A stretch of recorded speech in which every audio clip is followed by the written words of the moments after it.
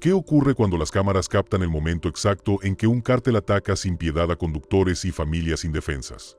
Desde emboscadas a plena luz del día hasta agresiones que paralizaron comunidades enteras, estos son los ataques del cártel más perturbadores captados por las cámaras.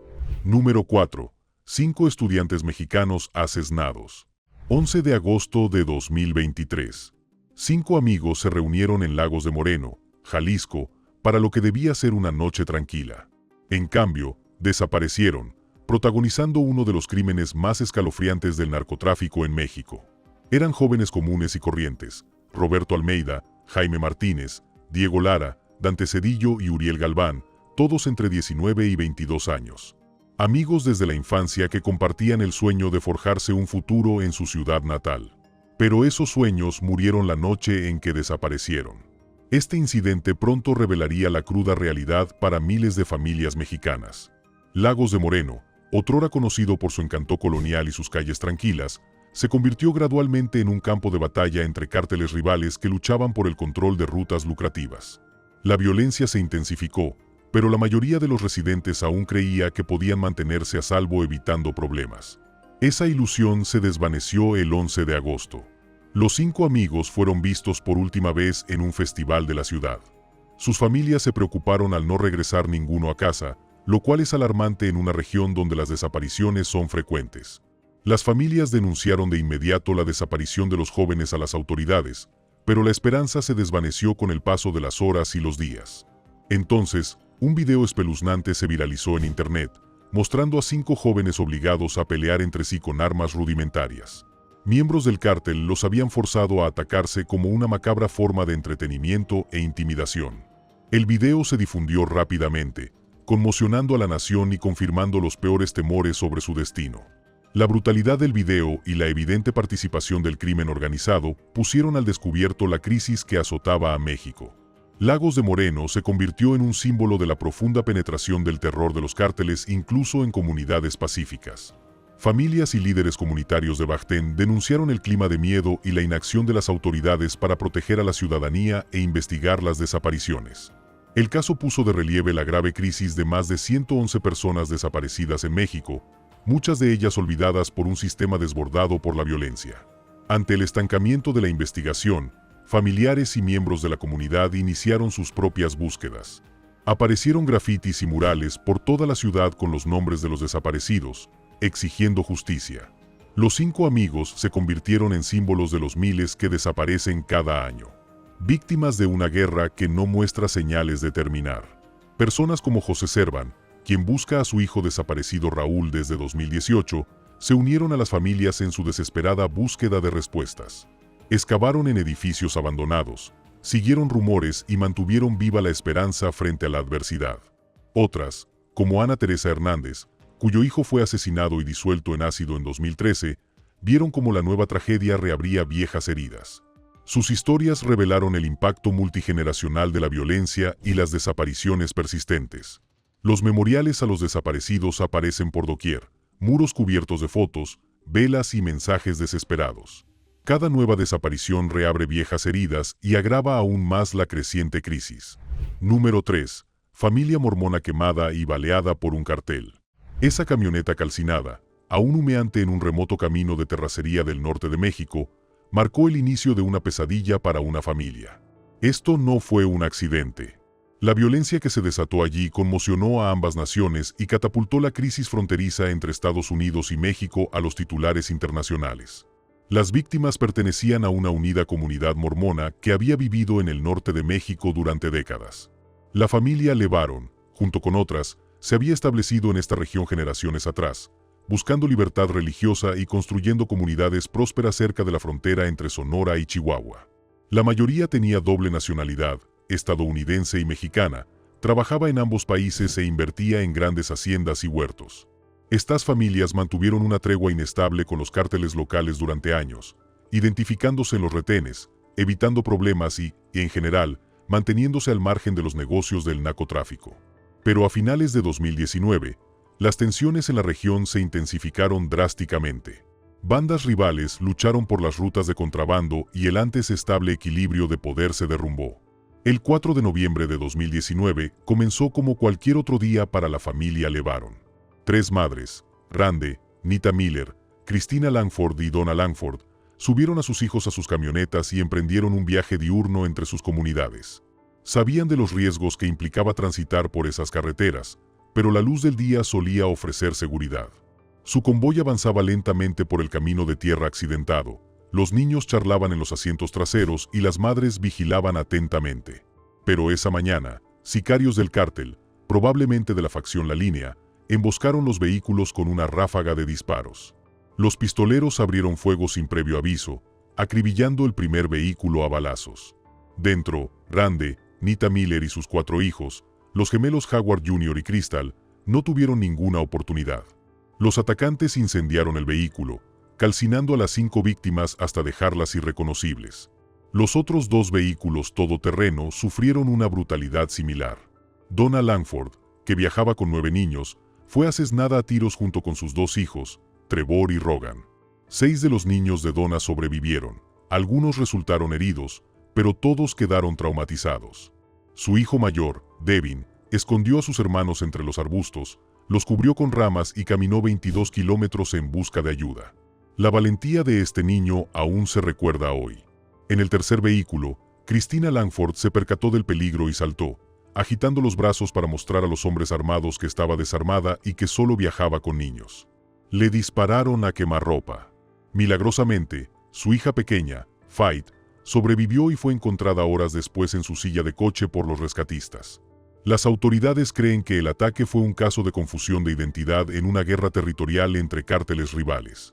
La región era disputada entre La Línea y la facción de la Salazar, vinculada al partido de Sinaloa. Es posible que el convoy de Levaron fuera confundido con un grupo rival o simplemente quedara atrapado en el fuego cruzado de la batalla territorial. Esto consta en acta. Nita y 4 de mis nietos resultaron quemados y baleados. Las consecuencias fueron devastadoras. Los familiares acudieron rápidamente al lugar, documentando el horror en video e identificando a sus seres queridos. Las imágenes se difundieron con rapidez en las redes sociales, mostrando al mundo la brutalidad de la violencia de los cárteles. El ataque atrajo de inmediato la atención de ambos gobiernos. El presidente Trump ofreció la intervención militar estadounidense para combatir a los cárteles, pero el presidente mexicano López Obrador rechazó la intervención extranjera, insistiendo en que su gobierno se encargaría de la crisis. El incidente se convirtió en un punto álgido en las relaciones entre Estados Unidos y México y puso de manifiesto el creciente poder de los cárteles de la droga. Las autoridades mexicanas actuaron con rapidez, arrestando a los sospechosos e investigando la escena del crimen, donde hallaron pruebas de la presencia del cártel y rastrearon las armas utilizadas. Sin embargo, como suele ocurrir en muchos casos de narcotráfico, la justicia resultó difícil de alcanzar en una región dominada por el miedo y la corrupción. Esta masacre marcó un nuevo mínimo en la violencia del narcotráfico. Demostró que ni siquiera las familias inocentes estaban a salvo. Todos estaban involucrados. El incidente obligó a ambos gobiernos a afrontar la realidad del poder de los cárteles y el fracaso de las estrategias de seguridad tradicionales. A pesar de la indignación internacional, la violencia de los cárteles continuó en la región. La lucha de poder entre facciones rivales se intensificó y las comunidades mormonas se vieron atrapadas en una zona de guerra cada vez más peligrosa. La familia Levaron, en lugar de replegarse atemorizada, se convirtió en activista. Organizaron marchas y concentraciones, exigiendo acción gubernamental y protección para todos los ciudadanos mexicanos. Su valentía inspiró a otros a denunciar la violencia de los cárteles. Años después, la violencia de los cárteles persiste y las comunidades viven bajo constante amenaza. Pero el recuerdo de aquel día impulsa los esfuerzos continuos por lograr la paz y la justicia en el norte de México. Puede que la camioneta incendiada haya dejado de humear, pero la llama que encendió en los corazones de quienes luchan por la justicia sigue viva. La batalla continúa y el mundo observa. Número 2. Papá e hijo asesinados por cártel mexicano. En 2018, en algún lugar entre Guerrero y Michoacán, 2 de los estados más violentos de México, un policía local, atrapado entre su placa y sus vínculos con el cártel, y su hijo se convirtieron en víctimas colaterales de una guerra territorial que les costaría la vida a ambos en un acto de brutalidad indescriptible. El padre no era un simple policía, trabajaba para el cártel de los Vallagres, uno de los muchos grupos criminales que luchan por el control de las lucrativas rutas del narcotráfico en México. Su hijo, Según todos los indicios, era inocente y simplemente quedó atrapado en el fuego cruzado de la violencia entre adultos. La región ya era una zona de guerra. Los Bayagres controlaban partes de Michoacán, mientras que grupos rivales luchaban por el poder en Guerrero.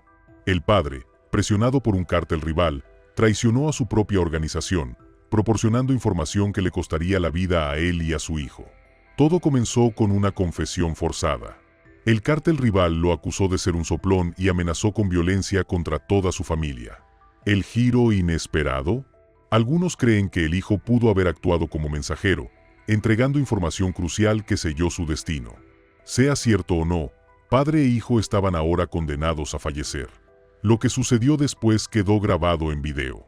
Una grotesca demostración del poder del cártel. No solo dejaron sin vida al padre y al hijo, sino que los torturaron, los decapitaron y le arrancaron el corazón al niño.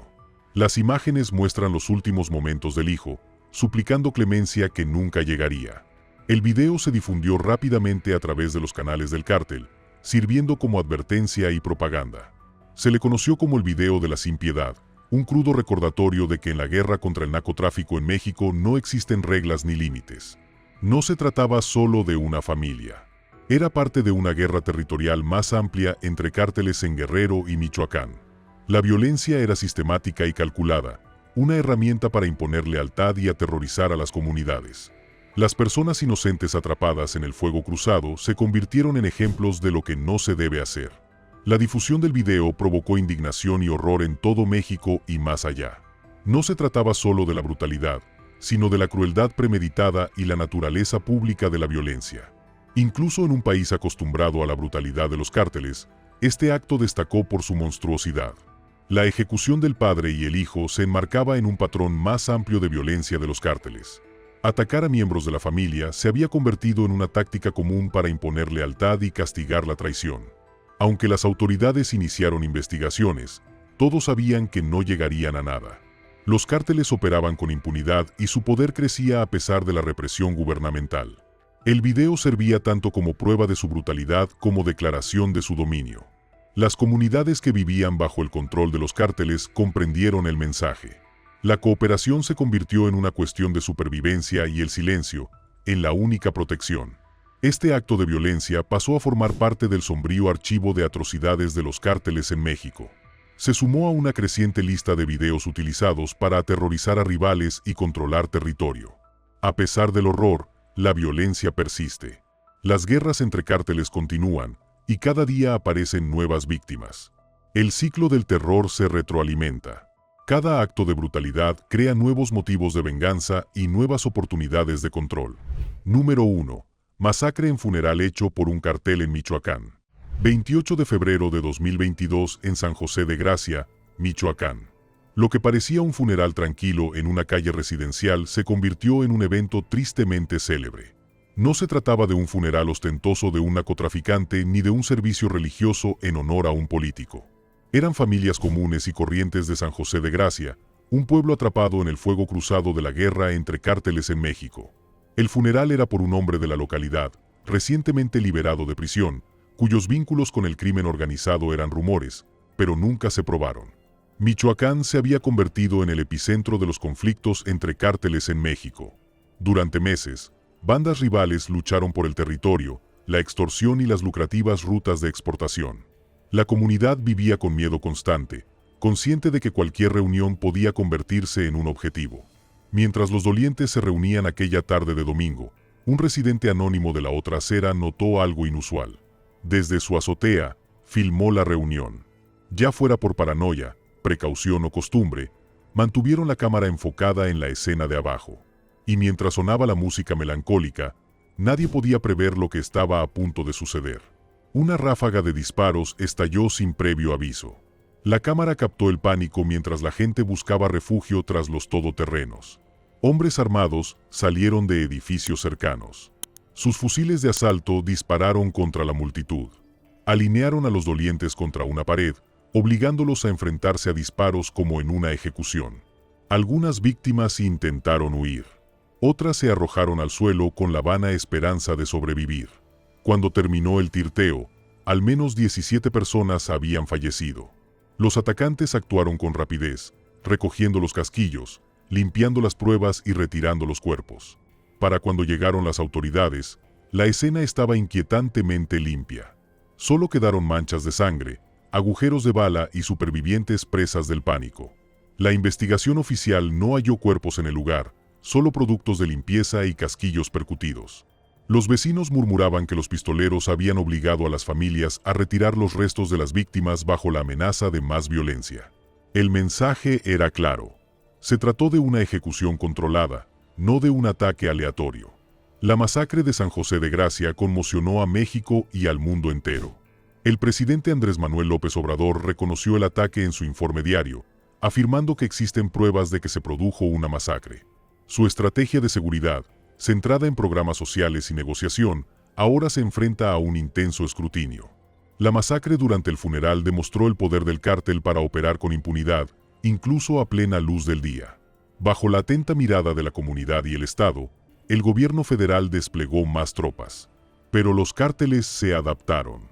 Los bombardeos con drones, las minas terrestres y los secuestros masivos se convirtieron en tácticas comunes. La masacre del funeral demostró que ninguna reunión era segura y que el silencio se había convertido en una estrategia de supervivencia para las comunidades locales. Los supervivientes describieron un clima de terror. Uno de ellos dijo: "Nadie habla de lo que pasó. Aún oímos la música y los disparos en nuestros sueños". Si bien nadie fue arrestado por el ataque, su impacto se extendió por todo México. Las comunidades comenzaron a cancelar reuniones públicas, temiendo represalias similares.